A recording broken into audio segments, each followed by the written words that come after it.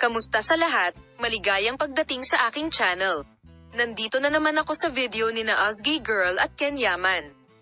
Ang mga kamakailang pahayag ng sikat na aktres na si Ozgie Girl ay nagdulot ng malaking epekto sa media sa pamamagitan ng pagpapahiya sa kanyang partner na si Ken Yaman.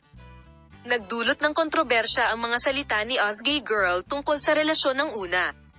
Ang mga pahayag na ginawa ni Ozgie Girl sa kanyang huling panayam ay nakakuha ng malaking pansin sa mundo ng magazine. Ang mga salita ng aktor ay nakaantig sa sensitivity ni Ken Yaman at labis siyang naapektuhan. Ang ilang mga pagbatikos, lalo na tungkol sa kapareha ni Ozgie Girl, ay napahiya at nakagambala kay Ken Yaman. Ang sinsero at mga pahayag ng sikat na aktor ay humantong sa mga espekulasyon tungkol sa relasyon ng mag-asawa.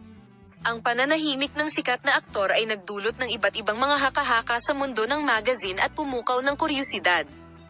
Sa mga salita ni Ozgie Girl na malawak na nabalitaan sa media, ang mga talakayan tungkol sa imahe at karera ni Ken Yaman ay muling nag-iba.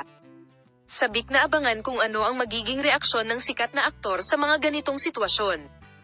Ang mga pahayag ni Ozgie Girl ay lubhang nakaapekto sa mga tagahanga ni Ken Yaman at muling ipinakita na kasama nila ang sikat na aktor. Gayunpaman, iniisip ng ilang mga tagasunod na ang gayong mga pahayag ni Ozgie Girl ay maaaring makapinsala sa relasyon ng mag-asawa, na ang pananahimik ni Ken Yaman at ang mga salita ni Ozgie Girl ay maaaring magbago ng balanse sa relasyon ng mag-asawa at magdulot ng mga pagdududa tungkol sa kung anong uri ng pag-unlad ang kanilang ipapakita sa media.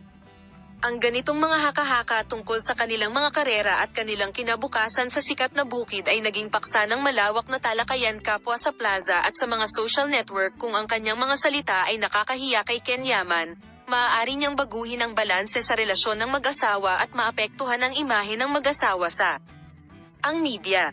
Nagdulot ito ng haka-haka sa mundo ng magazine. Oo, mahal na mga manonood, natapos na natin ang ating video.